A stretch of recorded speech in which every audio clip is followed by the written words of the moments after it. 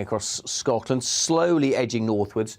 So things getting a little dry this afternoon through the central belt, but otherwise there will be a lot of cloud and some patchy rain in the west of Scotland. Much of the rest of the UK, though, dry. Lots of cloud, but some brighter skies across parts of central and eastern England. The odd shower over the hills of Wales and northwest England, and it is very mild. Temperatures 13, 14, 15 degrees in a few places. Cooler across northern Scotland, but even here temperatures above average. A bit more of that rain then trickles north through this evening, and we'll see another area of rain, potentially bring a few showers across Northern Ireland, and then around midnight we will see some outbreaks of rain pushing into southern Scotland. That'll work its way towards northern Scotland through the early hours. Otherwise, again, most places dry, and it will be a very mild night if you're heading out. Temperatures in many towns and cities holding up in double figures. Mild start to 2022 then. There will be this band of rain working from west to east slowly through the morning. It'll tend to fizzle out across northern England, Scotland, some good spells of sunshine here, but we will see a bit of patchy rain lingering across East Anglia and the southeast into the afternoon. Showers coming into the northwest, where it will be very windy actually, a blustery afternoon across the Western Isles especially. But again, it will be very mild, although that wind will make it feel a little cooler. Staying fairly gusty through Saturday evening as well, and into Sunday we're looking at things staying pretty mild with further heavy rain coming in, perhaps across the south. That rain could be very heavy on Sunday.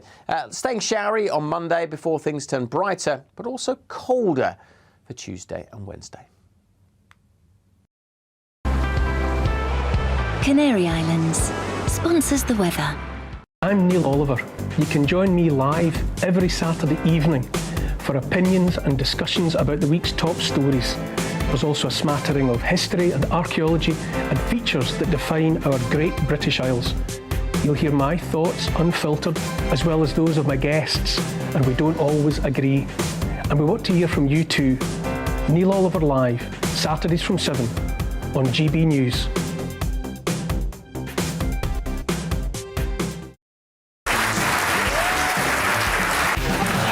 My name is Andrew Doyle. Join me every Sunday evening at 7 p.m. for Free Speech Nation. This is a show where we address current affairs and news stories of the week with the help of two wonderful comedian panellists. I brought in comics because I want to give it a lighter edge, and also they work for less. See you there.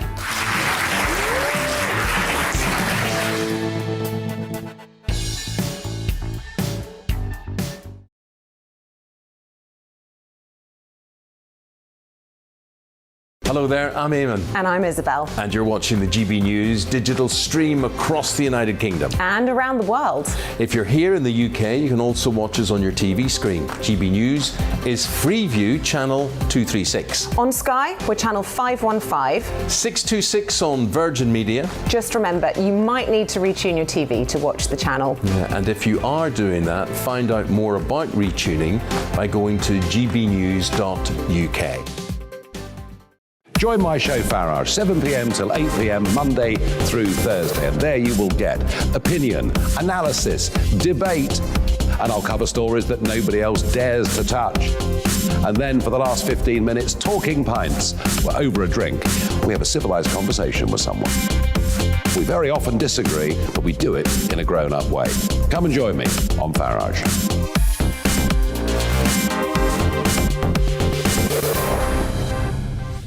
I'm Dan Wootton. Join me Monday to Thursday from 9 to 11 for the feistiest and most fun news debate on TV, where free speech reigns. I'll bring you a sharp take on the day's biggest stories, bombshell newsmaker interviews, and A-list guests.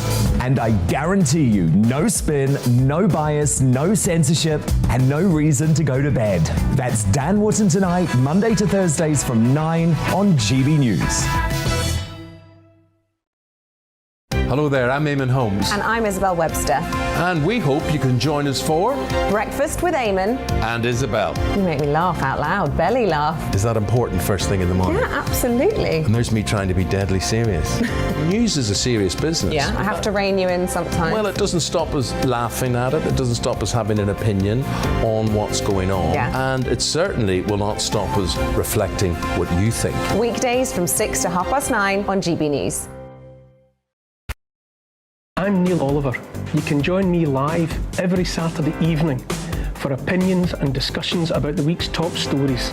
There's also a smattering of history and archaeology and features that define our great British Isles. You'll hear my thoughts unfiltered, as well as those of my guests, and we don't always agree. And we want to hear from you too. Neil Oliver Live, Saturdays from 7 on GB News. Join me, Mark White, here on GB News. For more than 2 decades, I've been at the sharp end of reporting crime and security at home and abroad. From the scourge of terrorism to the fight against violent crime and the deepening small boats crisis in the Channel, they're issues you rightly care about, and so do I. As GB News Home and Security Editor, my focus will be on the stories that matter to you.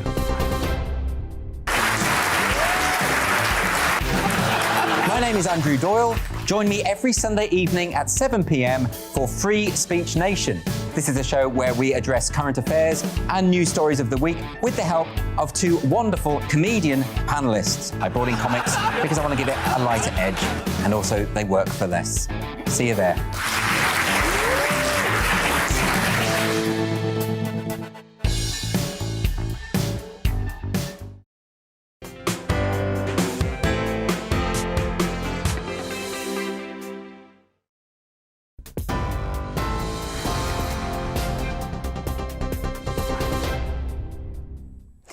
I'm Rhiannon Jones. This is your news at 2 o'clock.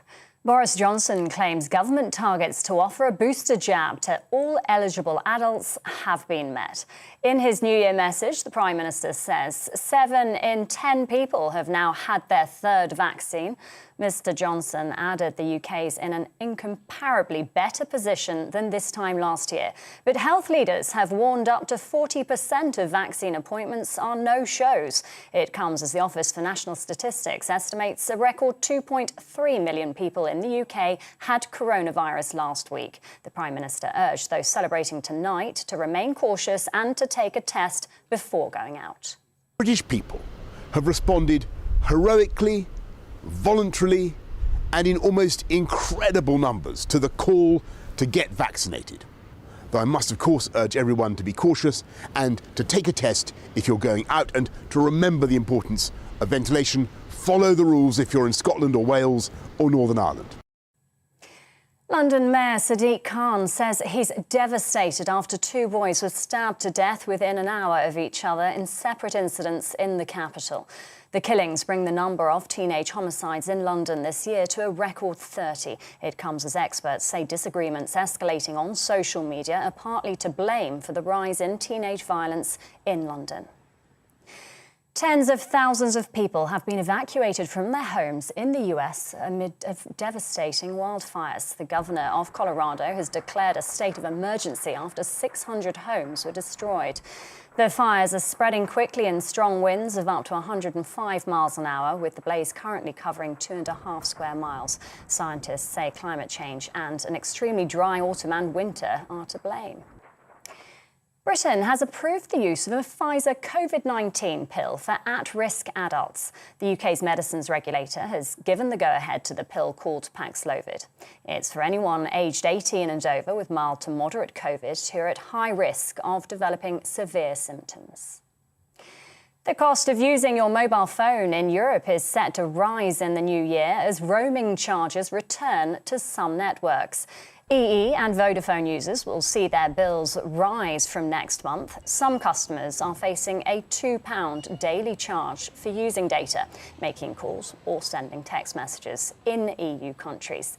The Three network is set to reintroduce the charges from May. Britons living in the EU have been given the green light to travel home by road via France. Non-essential travel to the country has been largely banned since the 18th of December in a bid to limit the spread of the Omicron variant. It comes as Germany is also set to lift a ban on British tourists. From the 4th of January, those fully vaccinated or that have an important reason to travel can enter the country. And that's your news update. I'll be back in an hour with the latest headlines. But first, let's take a look at your weather and we'll see you later on. Thanks for watching.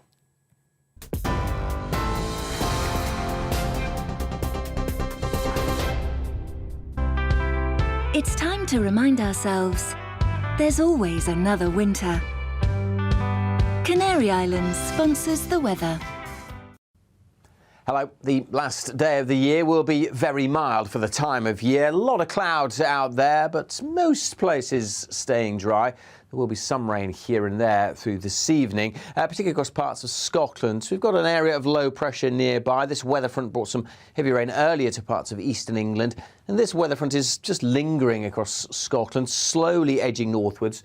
So things turning a little dry this afternoon through the central belt, but otherwise there will be a lot of cloud and some patchy rain in the west of Scotland. Much of the rest of the UK, though, dry. Lots of cloud, but some brighter skies across parts of central and eastern England. The odd shower over the hills of Wales and northwest England, and it is very mild. Temperatures 13, 14, 15 degrees in a few places. Cooler across northern Scotland, but even here temperatures above average. A bit more of that rain then trickles north through this evening, and we'll see another area of rain, potentially bring a few showers across Northern Ireland, and then around midnight we will see some outbreaks of rain pushing into southern Scotland. That'll work its way towards northern Scotland through the early hours. Otherwise, again, most places dry, and it will be a very mild night if you're heading out. Temperatures in many towns and cities holding up in double figures. Mild start to 2022 then. There will be this band of rain working from west to east slowly through the morning. It'll tend to fizzle out across northern England, Scotland, some good spells of sunshine here, but we will see a bit of patchy rain lingering across East Anglia and the southeast into the afternoon. Showers coming into the northwest, where it will be very windy actually, a blustery afternoon across the Western Isles especially. But again, it will be very mild, although that wind will make it feel a little cooler. Staying fairly gusty through Saturday evening as well, and into Sunday, we're looking at things staying pretty mild with further heavy rain coming in, perhaps across the south. That rain could be very heavy on Sunday. Staying showery on Monday before things turn brighter, but also colder for Tuesday and Wednesday. Canary Islands sponsors the weather. Canary Islands.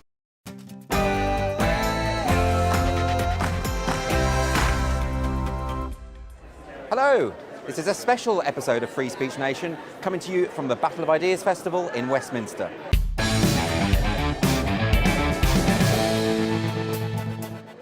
So the idea of the Battle of Ideas is that all sorts of people come together and they debate various ideas over a whole weekend, and there's various strands. They talk about architecture, philosophy, the arts, politics, economics, absolutely everything. I love it. I come here every year. It's fantastic. I'm here with Claire Fox, the director of the Academy of Ideas, and you run the Battle of Ideas Festival.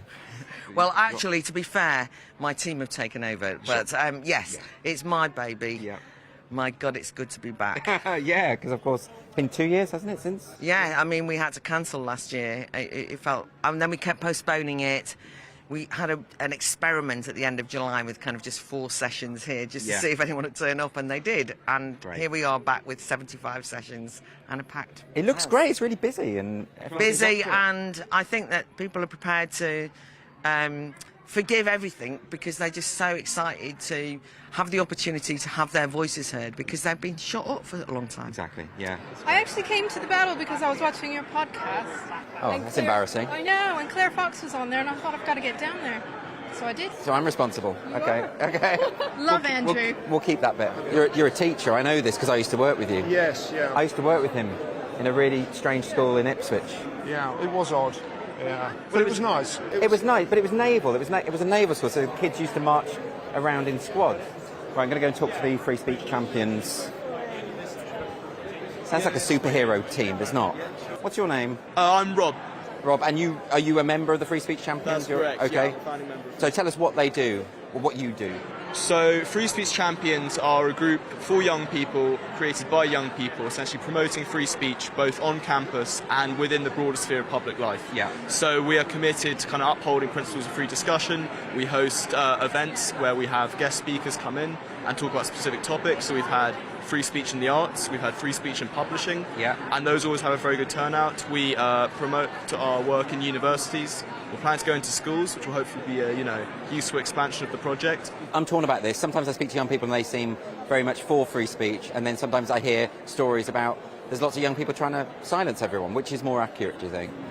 I think the truth probably lies somewhere in between, in that no one will nominally say that they are against free speech. It's always at which point you stop supporting free speech. And I think there is definitely a problem in universities at the moment in terms of quite how far people are willing to go to kind of silence viewpoints they disagree with. And I think far too many young people are very censorious, and we are kind of trying to turn the tide on that. Fabulous. This is Don't Divide Us, who are a group. I'm going to try and speak to Alka, but she's quite busy. I never know what you do in these situations, whether I step in or... I have no social skills. Can you tell us about... I know you've been on my show before, but just tell us about Don't Divide Us and what it is you do. So we're a campaign, and our starting point is that we live in a society as human beings, and that it's not fundamentally ridden with racism.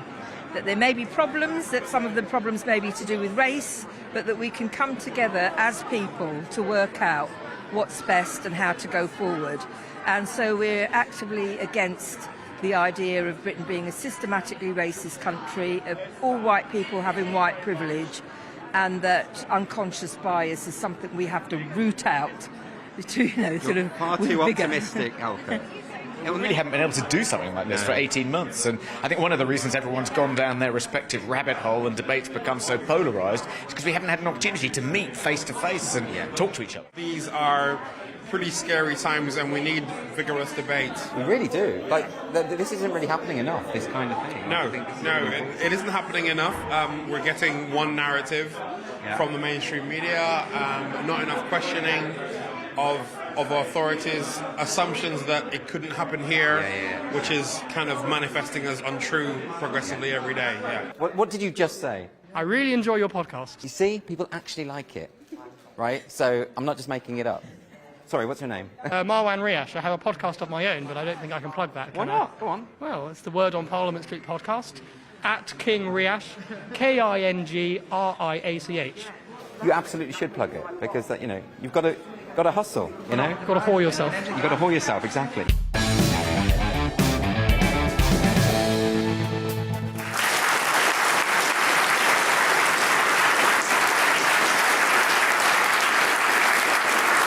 Thank you very much. Welcome to this special episode of Free Speech Nation, which is being filmed at the Battle of Ideas Festival in Westminster. So the great thing about Free Speech Nation is that on this show, we would like to really tackle the most important and serious issues of the day: politics, economic inequality, the prospect of a new Cold War, and this story, which broke this week in The Telegraph: is your garden racist? Very important, we need to look at this. Now, Transport for London have apparently issued a pamphlet to guide people through the green spaces of South London, and they've identified a number of problematic plants. Wisteria. Wisteria is potentially a racist plant because it has colonial roots. Apparently it was imported here by a member of the East India Company. That's why that's racist. Now, this is my favourite. Myattsfield Park is racist. And this is because it was named after Joseph Myatt, who was a producer of rhubarb. Now, rhubarb itself isn't racist, right? Okay? But rhubarb is a very prominent ingredient in puddings, as is sugar. And sugar is tied to the slave trade, therefore rhubarb is racist adjacent or something like that. I mean, that's what they're saying. And the thing is, you can do this with any plants. I mean, if you take daffodils, for instance, if you think of daffodils, everyone will think of William Wordsworth. William Wordsworth was born in Cumberland. Cumberland's kind of sausage. The country that's most associated with sausages is Germany. And Germany is the home of the Third Reich, isn't it? So I think, effectively, if you've got daffodils in your garden, you may as well be draping a swastika over your gazebo at that point. So I'd just like to add, for my own benefit, that I think chrysanthemums are transphobic, and I think henceforth will be known as chrysanthebirthing people. So I am delighted today to welcome my two fabulous guests, the comedians Lewis Schaefer and Nick Dixon, everyone.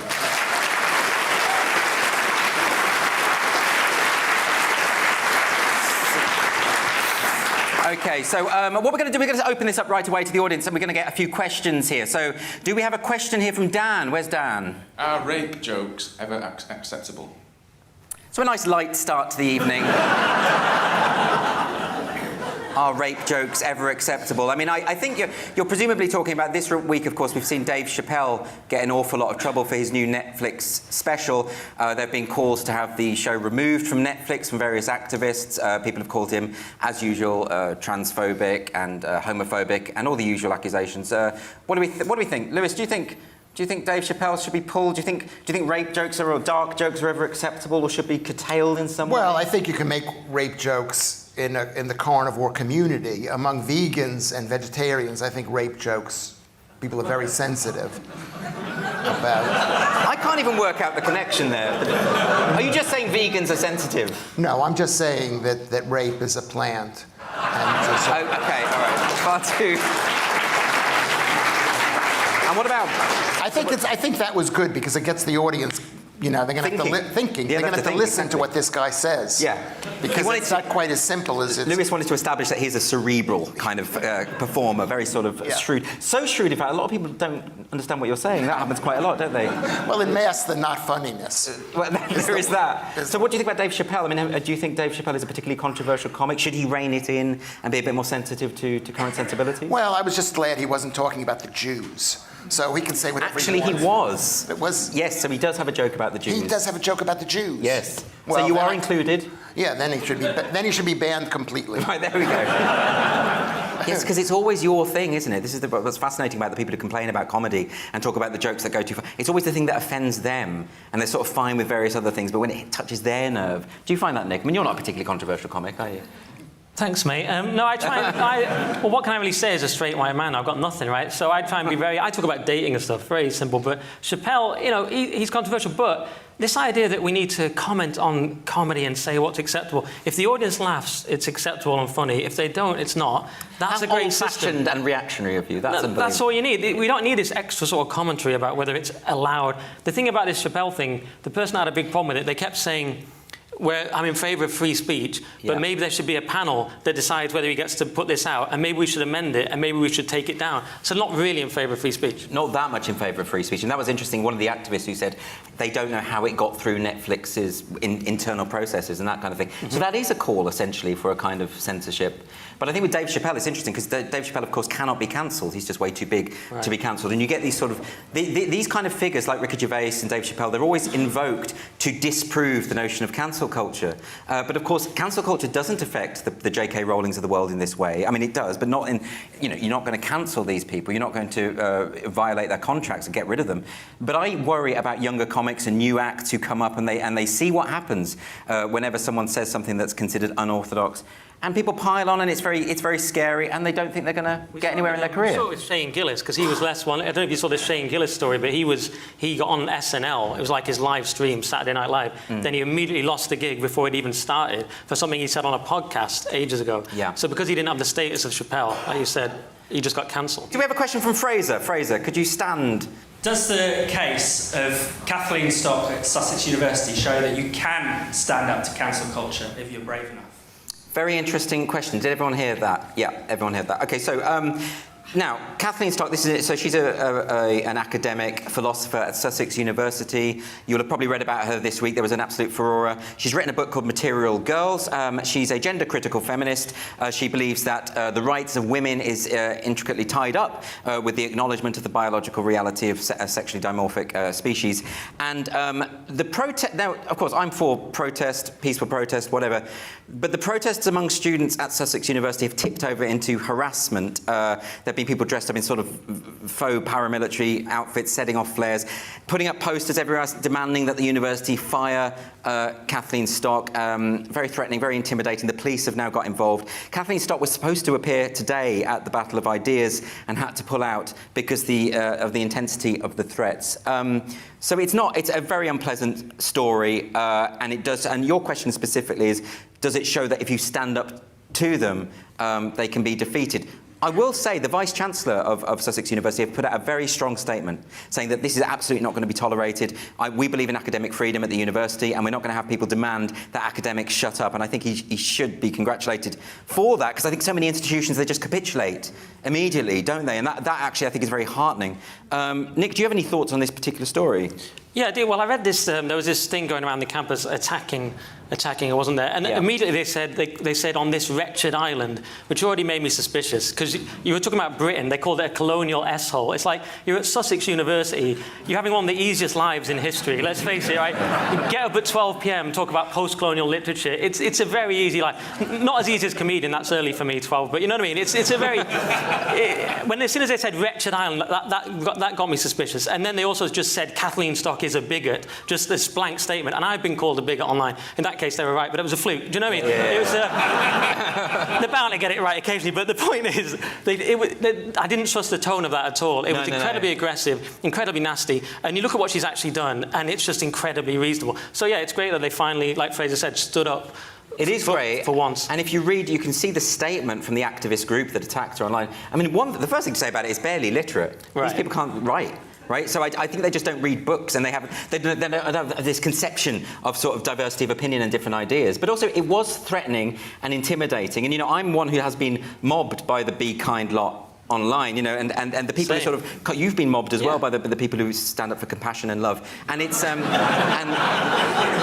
it's weird. Like the most compassionate in society can be really vicious. They show up in masks and try and get people cancelled in a very loving way. Yeah, I don't Mother Teresa never did that, did she? No. And there's a weird entitlement and anger about it all, wasn't there? You're at Sussex University, you know what I mean? It's pretty plush. Right, you're paying 10 grand a year. That was a big part, wasn't it? Like, we're paying 10 grand a year, so we expect to just hear things we like told back to us. Exactly. A quick question, if we can, from Daniel. Hi there. I'm not sure if you saw recently on Twitter an official Russian government account posted a picture of Vladimir Putin with a bear to celebrate his birthday. I'm not just wondering what you all thought of the of the cult of personality in politics. Yeah, this is the tweet that came out from the Russian government celebrating Vladimir Putin's birthday and talking about what a legend he is, what a myth, how he inspires everyone, including artists. This is the image, by the way. Okay, what do you think of that? I mean, that's pretty sort of extreme propaganda. It's quite obvious what's going on there. The idea that he's strolling with this bear, all manly-like. Because he's got a lot of photos of Putin with his top off on horses and wrestling with Yes, I've downloaded them all. It was...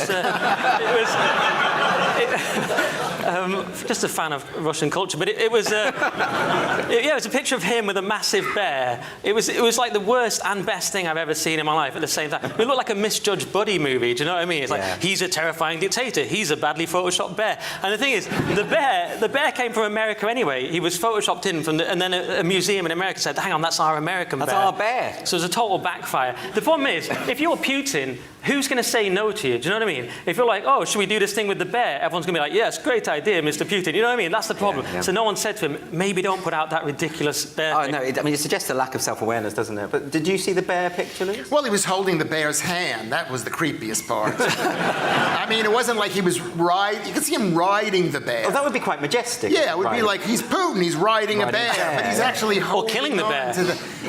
It was. You're right. It's extremely gay. Because it's the head. You do realize, right, Lewis? You do realise in the gay community, bears. That's a metaphor, right? Yeah. Like gay men aren't actually into bears. Don't you think I know this? I don't know how much you know, Lewis. But okay, let's do one quick more question if we can. Am I a bear? Are you? No. I don't have time to explain this now, Lewis. But to be a bear, you need to be a large, hairy, gay man with a massive beard. Brian Blessed, but camp. All right, you're not a bear. You're more an otter. Okay. It's a real thing, by the way, on the gay scene. Okay, one more question a question from Rich. Rich. Should David Walliams be cancelled, given his recent book that's been published depicting the Chinese calendar?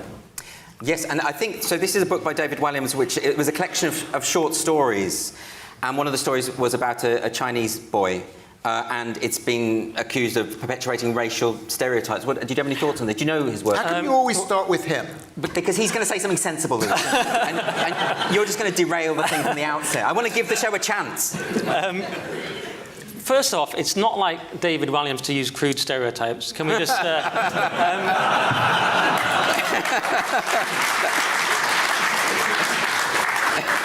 I feel terrible about it because he was the only one that was nice to me on Britain's Got Talent, so I feel really bad. Great guy. I was on Britain's Got Talent. It's a whole other story. David Williams got me fired. No, he didn't. He was actually nice to me, so great guy.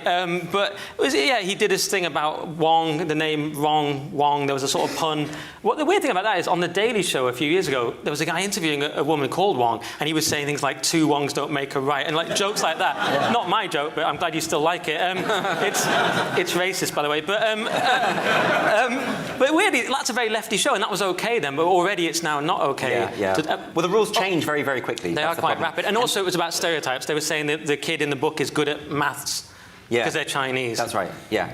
And that's terrible. But I mean, but David Williams would know in particular because, of course, some of his old shows, they aged incredibly quickly, didn't they? And got them in an awful lot of trouble. They aged in minutes, some of them. Yeah, exactly. But they were already outdated when they came on. But yeah, I don't know. Look, I don't know. Should it be banned?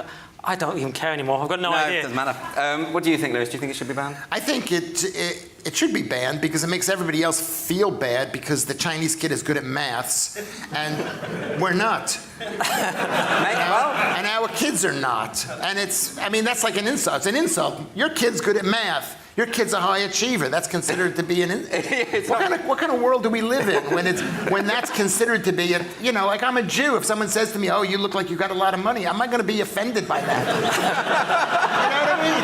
I'm not going to be. And the thing is, the kid's wearing glasses, right? And this is the thing that. The reason why he's wearing glasses is he's got to remember 5,000, 50,000, I don't know how many of those Chinesey letters that they have. Right? You've clearly done your research here. No. Whatever it is, he spends all day. This is why Chinese people need glasses. And because their alphabets are too... No, because they spend their life right here. Of course they can't see in the distance. They're not hunting for deer. They're right here. And it's the same... No, you don't need I'm going to put a stop to this in a minute. No. You don't need to wear glasses because I used to wear glasses up until about 8 years ago when they were broken by a fist and they didn't replace them. And the reason why smart people wear glasses is because they've been reading right here. Yeah. Right? Everything you just said is so much worse than what's in the book, by the way.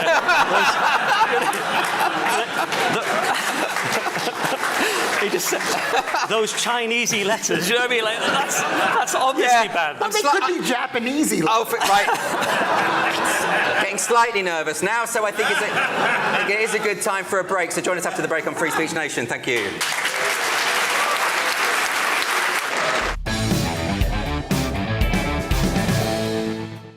Hello there, I'm Eamon. And I'm Isabel. And you're watching the GB News digital stream across the United Kingdom. And around the world. If you're here in the UK, you can also watch us on your TV screen. GB News is Freeview channel 236. On Sky, we're channel 515. 626 on Virgin Media. Just remember, you might need to retune your TV to watch the channel. Yeah, and if you are doing that, find out more about retuning by going to gbnews.uk. Join my show Farage, 7 p.m. till 8 p.m. Monday through Thursday. And there you will get opinion, analysis, debate, and I'll cover stories that nobody else dares to touch. And then for the last 15 minutes, talking pints. We're over a drink. We have a civilized conversation with someone. We very often disagree, but we do it in a grown-up way. Come and join me on Farage.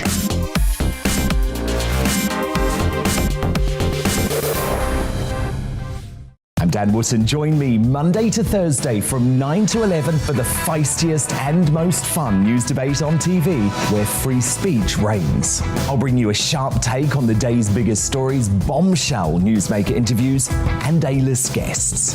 And I guarantee you, no spin, no bias, no censorship, and no reason to go to bed. That's Dan Wootton Tonight, Monday to Thursdays from 9 on GB News. Hello there, I'm Eamon Holmes. And I'm Isabel Webster. And we hope you can join us for... Breakfast with Eamon. And Isabel. You make me laugh out loud, belly laugh. Is that important first thing in the morning? Yeah, absolutely. And there's me trying to be deadly serious. News is a serious business. Yeah, I have to rein you in sometimes. Well, it doesn't stop us laughing at it. It doesn't stop us having an opinion on what's going on. Yeah. And it certainly will not stop us reflecting what you think. Weekdays from 6 to 9:30 on GB News.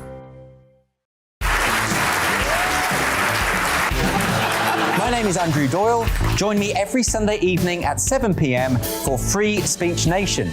This is a show where we address current affairs and news stories of the week with the help of two wonderful comedian panelists. I brought in comics because I want to give it a lighter edge, and also they work for less. See you there.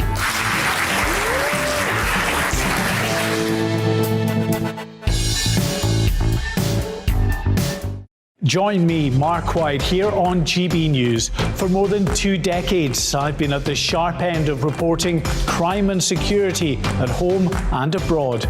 From the scourge of terrorism to the fight against violent crime and the deepening small boats crisis in the Channel, they're issues you rightly care about, and so do I.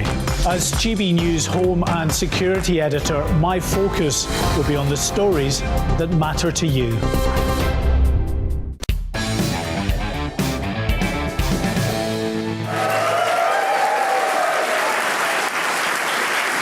Welcome back to Free Speech Nation with me, Andrew Doyle, here at the Battle of Ideas Festival in Westminster. I'm absolutely thrilled to welcome my guests for this section of the show. I've got Eric Kaufman, Professor of Politics at Birkbeck College, University of London. I also have Dennis Hayes, who's Professor of Education at the University of Derby. Thank you both. Welcome.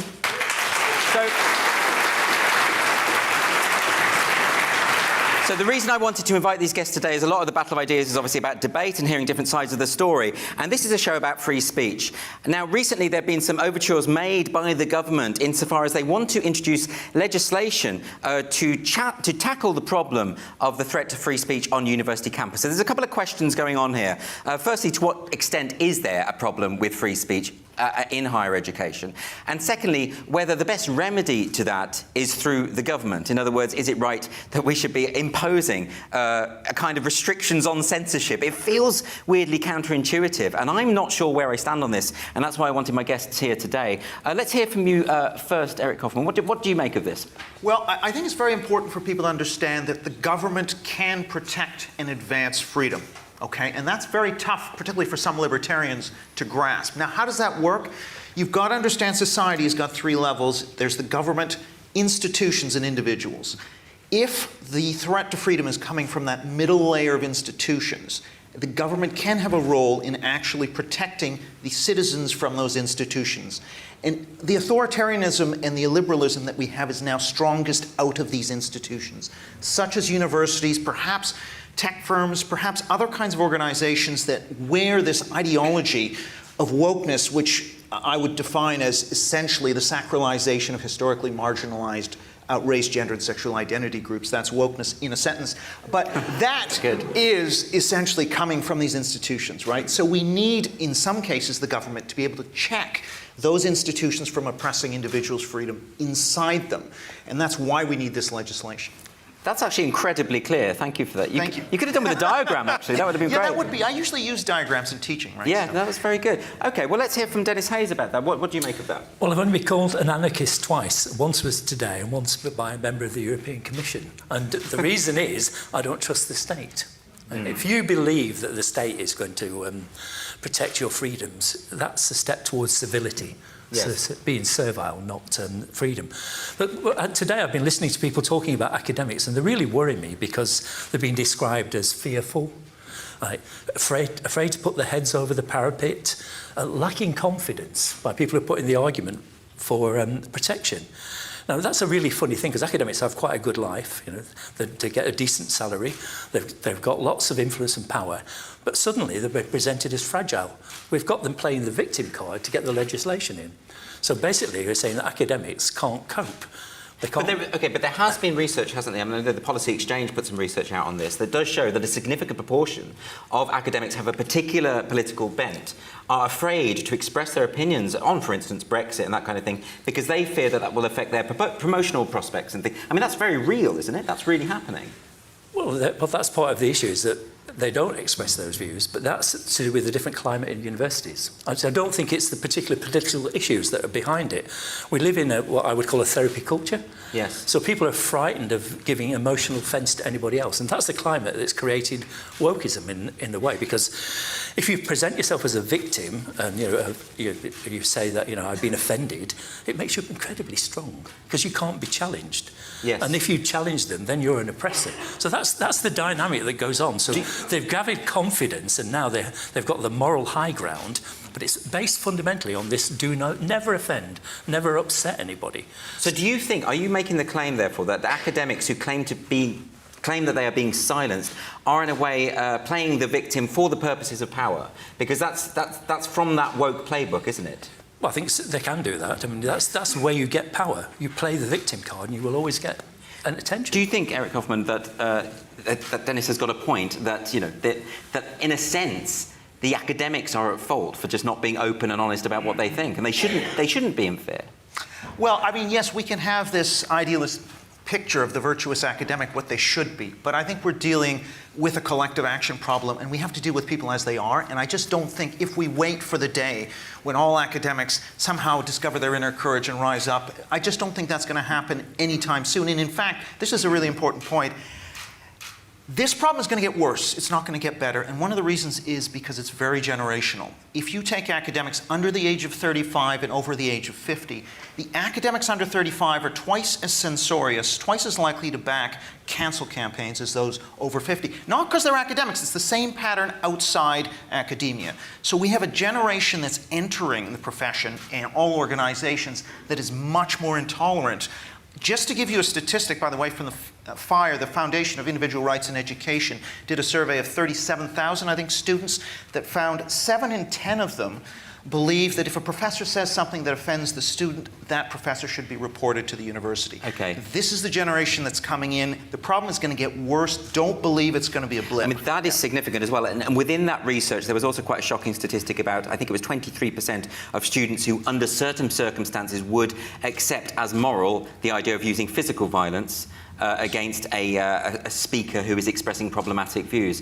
Do you think, so Dennis Hayes, I mean, let me put that to you, do you accept that there is a problem within the culture of higher education that will potentially lead to the silencing of academic discourse? Do you accept that that's true? Well, I run the banned list of academics, so for years we've been tracking this. For at least 16 years I've been monitoring all these cases. Yeah, so you know it's real. I know it's real, but and Eric and I were talking about this before, and there's been a sort of a change in young people's attitudes. So people are setting up free speech groups, liberate the debate, we're here. And so there is something different, despite all those stats. And I think, I used to be really depressed about this. I think, my God, we will be doomed in the future. But young people are proving me wrong, and I think that is really healthy. But I'll just say one thing. The depressing thing for me is what this new legislation will do. Because I've been involved in many, many cases, and if you think it's great fun being involved in a complaints procedure and then going to court, months and months in complaints procedure. So what will happen when this legislation comes in and we have the Director of Free Speech and Academic Freedom overseeing a complaints procedure is that the debate will go, and it will go into a legalistic, quasi-legalistic complaints procedure.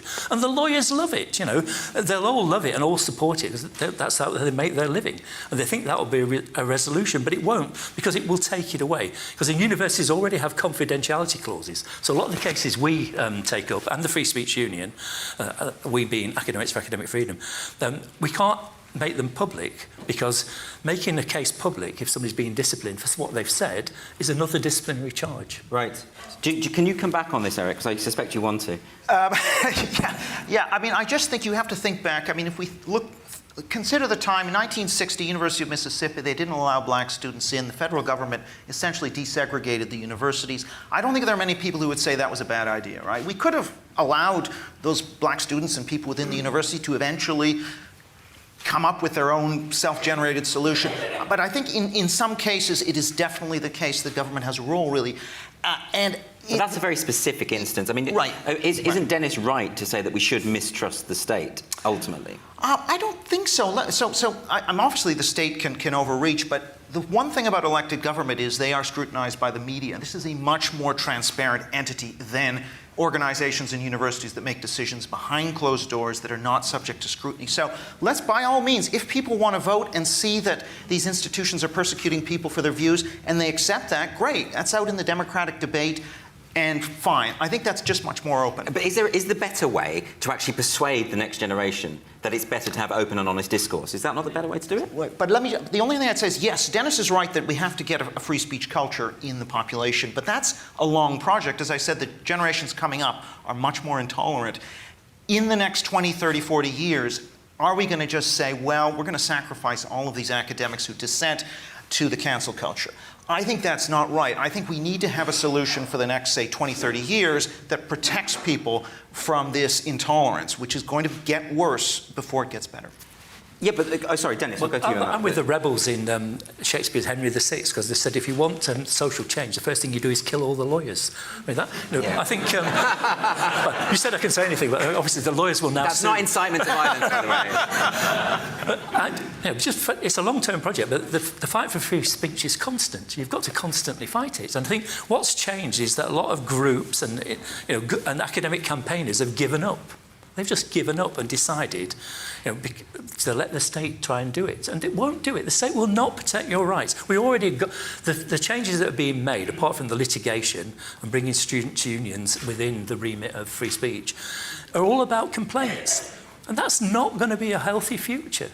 I mean, this is the kind of argument that you get with affirmative action and positive discrimination. Is that the situation is so dire that we need some intervention to sort of boost it for the time being. So that's your view on those things? Not on affirmative action, but don't forget... Same principle, though, isn't it? It isn't the same principle, because affirmative action is essentially an illiberal discriminatory principle, whereas this academic freedom bill is working with the grain of existing laws. Universities are essentially perverting the law in order to implement their interpretation of the law, which privileges certain forms of equality over free speech. All the government is going to do is proactively ensure that they are obeying the law and not violating the law, and they have to do this proactively. It's not enough to wait to sue. Okay, but don't you take the point that, I mean, as Dennis has been pointing out, that actually there are all these groups popping up. I've been speaking to some today. Free Speech Champions is a group of young people who are trying to fight back against this culture, and they said to me, as the people I was talking to, that actually it's a minority of students and young people, and actually we have more reason, I suppose, to be optimistic than you imply.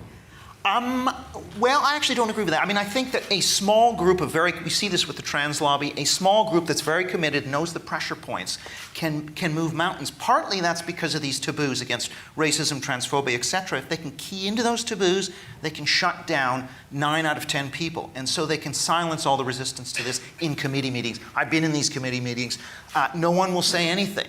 You need the government to be able to come in and put in these legislations, which means that when the activists come and start pushing on the administrators can say, you know, we'd love to do that, but our hands are tied by this legislation, and so we can't accede to canceling this person. And this problem is getting a lot worse. The number of attempts to fire academic staff has jumped 5-fold between 2015 and 2020 in the fire database. So this is a rapidly escalating problem.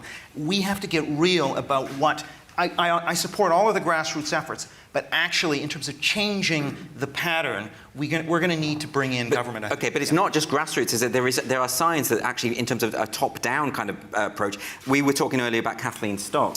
The university, the Vice-Chancellor did stand up and say, no, we are absolutely not tolerant. Isn't that not a sign that we are moving in the right direction, Dennis? Yeah, but Liberate the Debate pointed out that Vice-Chancellor didn't defend their right to have speakers about 3 years ago. So it's... Is that right? Yeah, that's absolutely right. And I think we do get a lot of support from some Vice-Chancellors, but one of the things that universities are good at is bypassing legislation. You know, they can get around everything by committees. So the idea...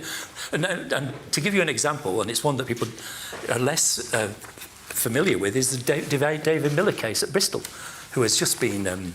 sacked, or is about to be sacked. It's still in appeal. So amazingly, the university has made a statement while it's still going in process. You know, whatever you think of him, he's not a defender of free speech in any way. But, you know, what they will do is, what they've done to him is divide free speech from behaviour. So they'll say, it wasn't your speech, it was, you know, how you made students feel uncomfortable. And so this divides speech and behaviour. They do that all the time. So they'll say, it's not your speech, that's fine. It's you didn't meet our professional standards. Okay. And those are the sort of debates we're going to be mired in for years and years because of this legislation. Well, we do have to wrap this up. So final thought to you on that, Eric. I just think once the Director of Academic Freedom is in place, they can issue guidance, they can fine universities. Universities are under obligation to not just protect but promote free speech. They won't be able to get away with those sorts of things. This is absolutely vital for the health of free inquiry and rational debate. Right now, the universities are being perverted away from their truth-seeking mission. I think this is absolutely vital legislation. It's really fascinating because, of course, you're both after the same end point. It's just you believe there's different ways to reach it. But fantastic talk to you both. Thank you very much to Eric Kaufman and Dennis Hayes. And we'll see you after the break on Free Speech Nation.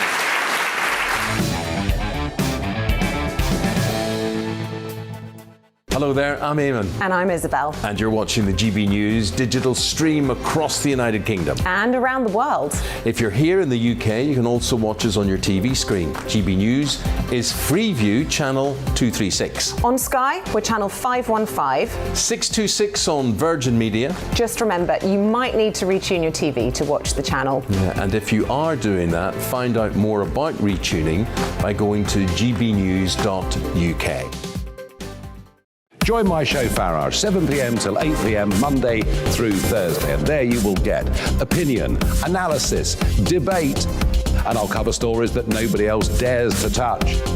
And then for the last 15 minutes, talking pints. We're over a drink. We have a civilized conversation with someone. We very often disagree, but we do it in a grown-up way. Come and join me on Farage.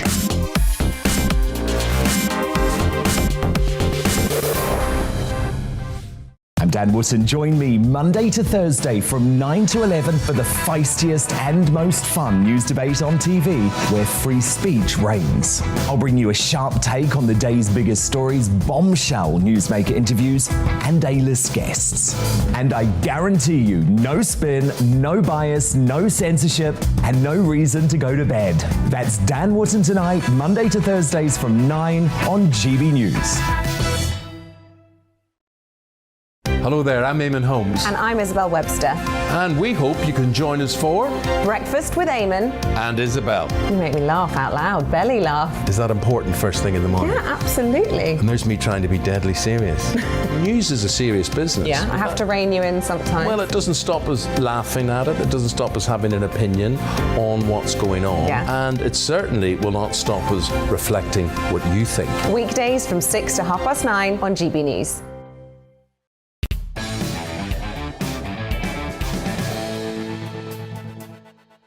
Right, it's that time of the show. I want to talk to you about your unfiltered dilemmas. We're going to be agony uncles here, right? Don't be nervous, it'll be fine, right? We can solve all of your problems in the audience here. Audience members have been submitting their problems and their questions, so we're going to go to a few of those now. Let's go first to Richard. Where is Richard? Yes, the problem's being Welsh. I really need some help from you guys. The problem really is people don't understand a word that I say, and it's really annoying. So any advice would be absolutely wonderful. Thank you. Okay, I didn't get a word of that. What was that? A bit awkward. Lewis, what do you think? You got any advice for how can Welsh people be more articulate? Well... was that not the question? No. I mean, because I'm not from this country. Wales is a different country, Lewis. Yeah, okay. So I'm not from England, so I'm not racist to the Welsh. Right. And one of the first jobs I had, I was at the Glee Club in Cardiff, and I didn't know where I was. I just thought it's one country because it's so tiny and shitty. I didn't know I was in a different country, so I called the people English. Oh, no. And like a riot broke out. And I had to be escorted out because it was so offensive. And I met this guy, and I said to him, you know, what's the difference between a Welsh person and an English person? How can I tell the difference? And he said, we Welsh, our hair is a bit darker than the English, our skin's a bit darker, our eyes are a bit darker, and we speak with kind of like a magical lilt, okay, that's different. So I thanked Mr. Patel and paid for my newspaper and left his shop. And thing is... that's such a great joke. It's a good joke.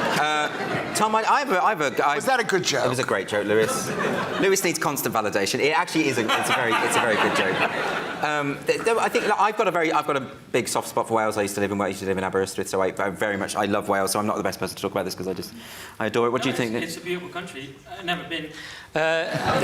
Don't intend to, but no, I've done gigs there. Great country. You should keep your accent because I'm from Cumbria. I regret losing a lot of my accent. We used to say now, a up, Larlan. No one knows what that means. So keep your accent, and if people can't understand you, just stay in Wales. That's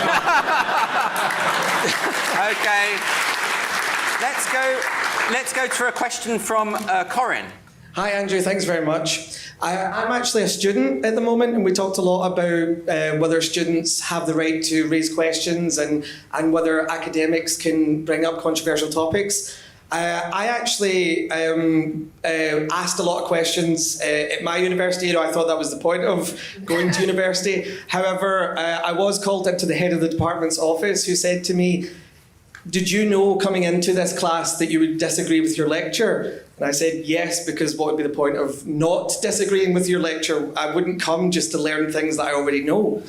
And she said, "So why did you take the course then?" As though a prerequisite should be agreeing with it. Corin, can I just ask, what you said to the lecturer, was it really offensive, or was it... No, it was simply asking questions. I just wanted to raise awareness of things that weren't getting covered, but it was certainly not anything that I would be ashamed to say to a member of the public. Well, I mean, clearly I think when going to university, you're meant to be challenged and to challenge, and I don't think that would be a particular problem. Do you, Lewis? I think the world forever. I mean, I know this is what your program's about, but it's just... You said that in such a dismissive way. When I went to school in the 1970s, I know I look amazing, but you had to watch your step even then. Yeah. I don't remember there being much disagreement on the college campus that I went to. I mean, my experience is very different. Like, I kind of think that now what's happening is because students are paying more for their fees, they're sort of treating it a bit like a business in the sense that they can exert a certain degree of authority over the lecturers. I'm not sure whether that's a change. I'd say drop out. Why universities have gone mental. And by the way, just as someone who's slightly older than you, you're not going to need it anyway, your degree. It's all nonsense. Become a tech entrepreneur. They do much better. You never use your degree. Drop out. That's what I'm saying. This is terrible advice. Real life is What about education for its own sake? No, you don't need it. Life's just, you can go on YouTube now. It's all done on there. It's all. And by the way, with COVID, it's all remote learning anyway, right? So what are you paying for? It's absolute nonsense. No, life is much harder than you think when you're at university. But you look at Lewis. But you don't need your degree. That's the point. That's my point. Drop, because it's got, like you say, it's got so absurd. It's not a place where you can actually learn. It's an ideological factory now, as you found out. Very interesting. Let's go to another question from Catherine. Where is Catherine? 2 years ago, my eldest son was a gender-fluid communist. And now, age 20, he's a gender-critical conservative. But he's transitioned. He has. But he aspires to a career in the arts, in performing arts and dance specifically, and he knows that he has to stay in the closet to some extent, with his beliefs. And how would you advise him? Because I feel like he's in a position to really get people thinking, but then I think, you got to earn money one day, son. So this is very interesting. So he has to come out as a gender-critical conservative. He has to come out with this idea that he's got these sort of views that actually most people share. What would you say about that, Nick? Because well, you're not a conservative as such, are you? You're a bit right-wing, bit of that. What, mate? No, I'm liberal. I'm a classic. What's it? A classical liberal. You don't even know what it is. Is what I've been told to say. I'm But here's the point, though, Nick. So I think what Catherine's daughter, unknown, is what is going through is this point about not being able to, or the fear of expressing the wrong opinion might damage his career. Is that not a legitimate concern to have? Well, firstly, I just want to say, make America great again. But also, I zoned out halfway through the gender critical. It got very confusing. You're not allowed to admit you're a gender critical conservative. Is that the issue? So a gender-critical person is someone who acknowledges... I know what gender-critical is. Oh, don't worry, bro. I know what that is. OK, fine. I'm pretty cool. What, are you conservative? You're confused about that? No, I was confused about the whole question. You're not allowed... What can he do as coming out as a... What Catherine is saying is that to come out as a conservative, as a young person in the arts... Right. I've got no idea about that. But I'm in an industry that's incredibly ideologically one way. So, you have to be very careful. Or not live in fear, just say what you want and accept the consequences. And you end up, as I've said before, only being able to work with Andrew Doyle. That's the only problem. That's basically it. And sometimes even Lewis Schaefer. Fates, right? I mean, this is all right. You're enjoying yourself, Lewis, aren't you? This is my only gig. Do you think, though, I mean, you would recognise that it's difficult in the arts to express yourself freely sometimes in the current climate? You know what? I think it's, yes. Yeah, because you're clearly very reticent. You hold a lot in, don't you? I do. You know what? We all have to hold stuff in. I mean, especially this time. But I mean, the point I want to make is, like in the McCarthy era period, people were out as against the standard thing, and then 10 years later they were totally in. So I would say to your son, I don't know what the right answer is. That isn't helpful at all, is it, Catherine? You don't know. Speak your mind. That's the answer. Look, Speak your mind. I think, Catherine, honestly, that's the answer. No, the answer I think is just actually, Nick is right. Just say what you think. Like, I think that if more people just got together and said openly what they actually felt, then the rest of us might be a little less fearful of doing so. And I think there's something to be said for honesty, surely. Yes, but that doesn't mean that I'm going to speak up. No. Well, maybe that's a good thing. Let her kid speak up and pay the price. And a question from Tom. Tom, where are you? Okay, so my name's Tom. Now, I go to secondary school. I'm in sixth form at the minute. I'm in year 13. Now, obviously, with head boy, head girl at secondary schools. So I have a friend of mine who has made jokes in the past about, sexist jokes, a bit, off the cuff. Maybe similar to what happened tonight. So, and he, as a result of that, was told to resign as head boy. Now, I want to know your thoughts about, obviously... So a joke he told a long time ago, and the school has now said, you need to resign as head boy. So he's been pressured by a group of people at my school, who have then tried to pressure him out of, being head boy, obviously prestigious role, obviously going to university next year, and how would you feel if you were, and how would you respond to that if you were told to resign? It's quite difficult, isn't it? Because I think with the role of head boy, insofar as that you're representing the school, aren't you? And imagine he's very young, so this is probably quite recent, the things that he said. So I think it's slightly different, isn't it? Or am I wrong about that, Nick? Well, it's horrible. I mean, it's a terrible thing to happen. As I said to this young man, though, the great thing is it won't matter soon anyway, because he really cares about head boy in a few years. But it's obviously not a pleasant thing to happen right now. It matters to young people, though. Of course, of course, it's horrible. It must be horrible. So he should stand up for himself. I mean, what can you do? There's actually nothing you can do because school is like a dictatorship, isn't it? So if the head says you can't be head boy, you can't be head boy, and that's it. I feel like it sort of builds up through school and then it goes to university and then it kind of goes... But can I just say, he can still say on his CV, I was head boy, and that's still technically true. He was. Yeah. Right?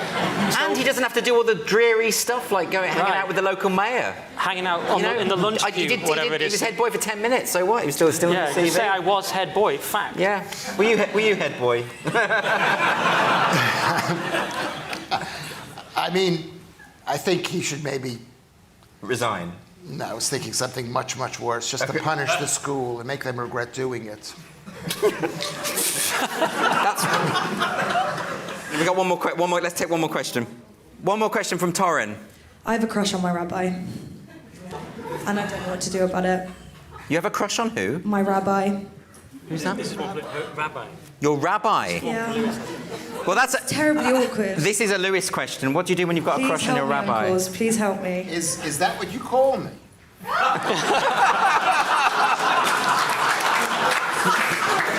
And on that note, this has been Free